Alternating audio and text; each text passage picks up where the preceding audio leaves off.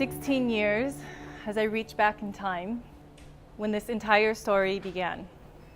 It's another sunny day in Los Angeles, and I'm getting ready for work. I work for the largest and most successful entertainment studio in the world. And despite my 60-hour work weeks, including sometimes weekends, with all the stress, anxiety, burnout, I try to remind myself constantly to be grateful that I even have a job. I graduated at a time after September 11th when most companies were firing or at a hiring freeze. So I tell myself, Leslie, you're one of 25 out of a candidate pool of 2,500. So be grateful. You have bills to pay, you have student loans to pay. Just get the work done, and that is my motivation to get me through to my work every day. As I make my way through the LA notorious bumper-to-bumper traffic, little do I know that this day, which is a very big day, we have a big meeting with a very big producer with one of the biggest movie franchises in the world, is going to set the trajectory of my life. Little did I know that, similar to the main character in this movie, that I would be faced with a similar decision. Leslie, are you going to choose the blue pill, or are you going to choose the red pill? Are you going to choose in this fabricated Hollywood lifestyle, or will you choose a different path? So as I make my way down the streets of LA into the building, down all the luxury vehicles with their self-named parking spaces, the Beamers, the Mercedes, the Range Rovers, every day I dream to myself thinking, how much of my life do I have to sacrifice to get one of those?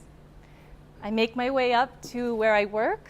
I work in the international marketing for the movies, and I realize I have about 2 hours until the big meeting. So I check my emails, and as I'm working in the international department, I'm between time zones. I work in LA, but I'm working with Asia, Europe, Latin America, and I'm always constantly switched on, but in a way it makes me feel connected to a world bigger than my little cubicle in Los Angeles. So eventually my boss comes and says, Leslie, are you ready? It's time for the meeting. And we make our way up to the other building. This is a time before smartphones, so people are actually conversating and talking to each other.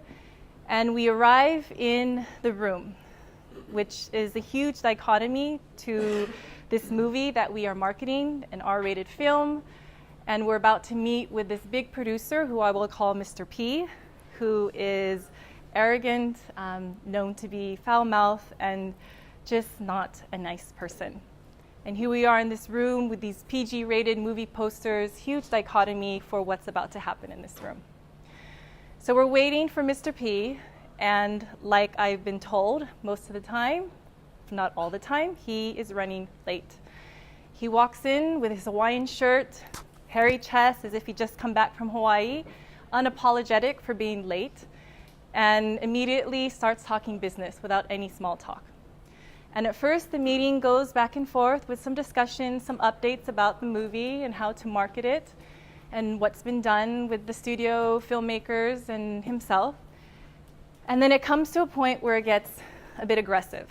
There's some discussion that gets a little bit heated, and the energy you can feel is starting to feel a bit of fear, intimidation, stress, anxiety, and he belittles these studio executives. I know how hard they work on this movie, and in one fell swoop, he belittles them. And I think to myself, why do they allow him to speak to him like this? Why do they allow this to happen in this environment? And in just as quickly as I ask myself that question, I answer it myself, and I think, well, because he makes a shitload of money for the studio. And so if you make a lot of money, supposedly wealth equals power. And as you're reared in the entertainment industry, it's all about butts in seats and eyeballs on screen. And as I sit there as an outsider looking in with all these filmmakers and studio executives on this oval table, and I'm not at the table with them, but very much the outsider against the wall, looking at them in their luxury designer threads, with their luxury cars and their self-named parking spaces, I ask myself, is this the type of man that I'm willing to work for in 5 years? Would I be willing to bare my soul to work for somebody like this? And in that moment, and in my heart, I realize this is not for me. There's got to be another way for living and being and working in this world. Yes, I have bills to pay. I have massive amount of student loans, my rent, food to put on the table, but there's got to be another way than to live and work in this way. So even though in that moment I had no idea what was the next step I was going to do, where I was going to go, who I was going to do it with, when I was going to do it, a feeling of peace and calm and clarity came over me, knowing that this is not for me, and instead of living in this fabricated Hollywood lifestyle, that I choose a different path, that I choose the red pill. So I tell you this story, which actually is the beginning of my upcoming book, which I share more reflections and exercise to help you get to that point as well. I share this story with you because as I stand here before you 16 years later, if you had whispered to that 20-year-something girl that in 16 years' time you will be standing in front of people in Barcelona with your French husband and 2 young children waiting at home for you, and you'll be speaking to these people about from passion to business, I would have died probably laughing. I, in business school, cringed at the thought of speaking to people. When I was in business school and I had PowerPoint presentations, my hands were shaking, my mouth was dry, I was using my PowerPoints as a crutch, I was using my notes as a crutch. I wasn't connected in my body, I wasn't connected to my audience, and I wasn't connected to my message. And so I share this story because just like in our life, it's very similar with work. It's messy, it's overwhelming, it's frustrating. There's a whole spectrum of emotions that we go through in our life and in our work. So the question is, how do you get there? How do you find your passion? Well, so often we're raised to believe that if we find our passion, we'll be happy, right? If we find it, then we'll live a life fulfilled, meaning, and set ourselves up for success.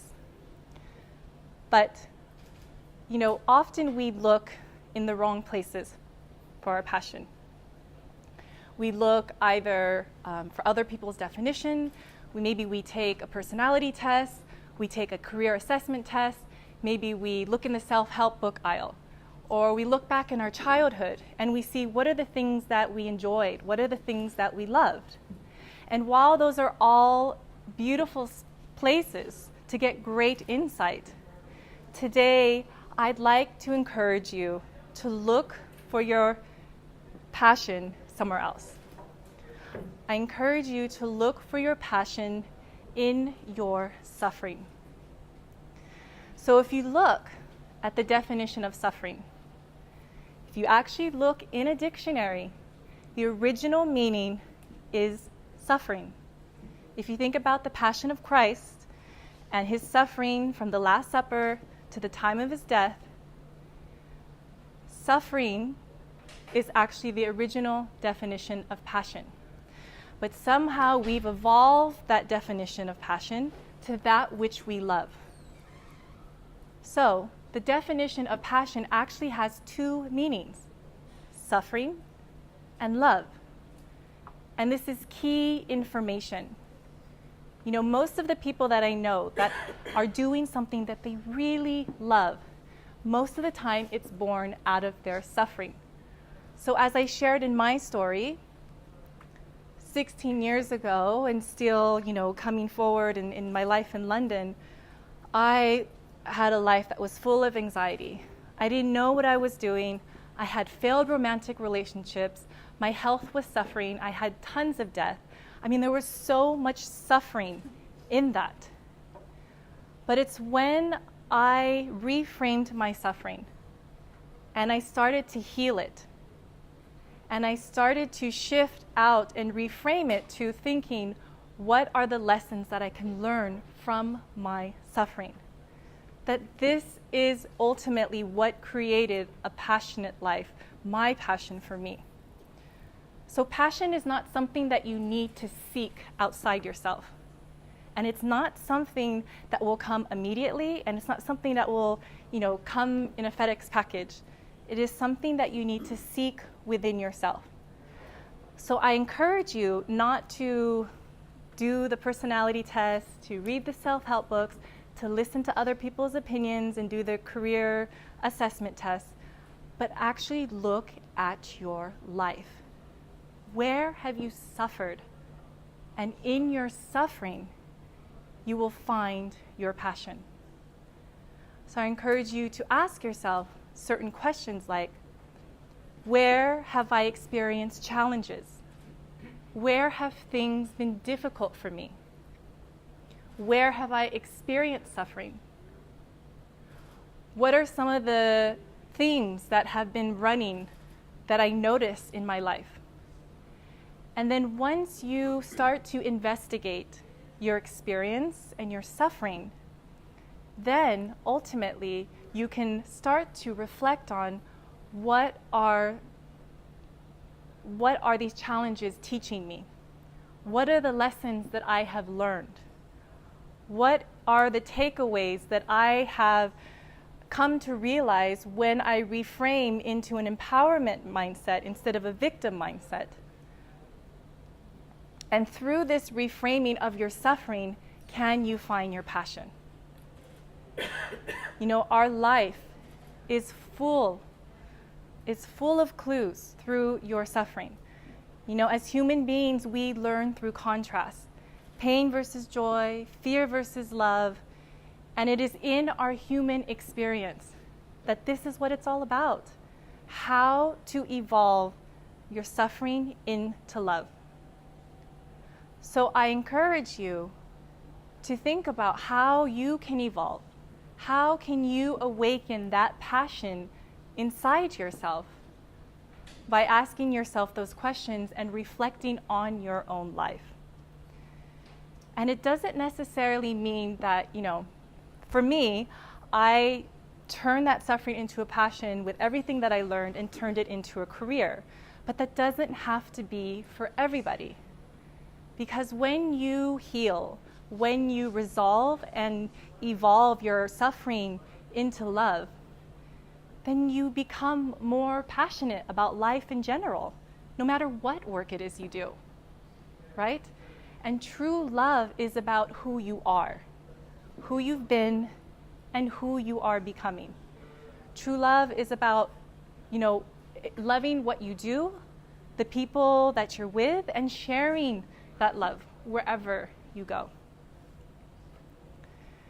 So again, it's about reframing your suffering into a positive mindset about what can I learn from this. To always come from, I always have a choice, come from a beginner's mind, not always assuming that, you always have the answer to everything. Because quite frankly, when I left the entertainment industry, I did start a business right away, co-founded a real estate company with one of my good friends, and it was successful, and then it failed. Because very much how I felt within myself was a reflection of how I was in my business. I felt I wasn't worthy, I felt that I wasn't good enough, I felt that I couldn't speak up, and that what I had to say was not important. And so I didn't communicate that with my business partner, and it suffered. So how we feel about ourselves is a direct reflection of how we are in our business. So until we heal that suffering, until we actually become a student of our own life, can we really transform into this love, this passion to business? Everyone following so far? Okay. So when I moved from LA, never in my wildest dream did I think I'd meet my husband online, which is very taboo back then. This is before Facebook and apps, 13 and a half years ago. Moved to London, and it wasn't until my own suffering that I had the loss of my best friend and my father that I started to seek healing through my suffering. And I never intended to want to be a speaker and talk about this. I found the peace through practices such as meditation and yoga. I mean, that's how I found it. There's other ways that you can find that, walk in nature, journal. But for me, those were the practices that helped to heal my suffering and transform it into love. And it was through my suffering, living in London, grieving the death of my loved ones, inspired by seeing my father on hospice care, telling my husband finally, okay, yes, let's move to Barcelona. I mean, what's the worst that can happen? We move back. What's the worst that can happen? We enjoy the sun for a couple years. I mean, everything is figure-outable. I mean, if you don't, what I always say and what I was thinking at that moment in Los Angeles is if your fear of not doing something is bigger than your fear of doing it, do it. So my fear of staying in that job, staying in that stifled, non-creative, intimidating environment was much bigger than my fear of leaving. I had no idea what I was going to do, and in fact, it took me about a year after that meeting to actually leave the entertainment industry. I didn't just pick up and leave and say, forget you all, I'm out of here. No, I planned out what were the steps I'm going to take, kept myself open to receive opportunities, meeting people, keep my eyes and ears open to, what can possibly, the possibility, basically. And then that's when the opportunity came forward to do this business with my friend. But even though it failed, I never believe that there is accidents in life. I always truly believe that everything we go through, especially through our suffering, is meant to bring us closer to our purpose. And our purpose is through our passion, right? So I encourage you to really just love your human experience. And through your experience, that you may evolve and that you may heal your own suffering and transform it into love, into your life, and into your business. Thank you.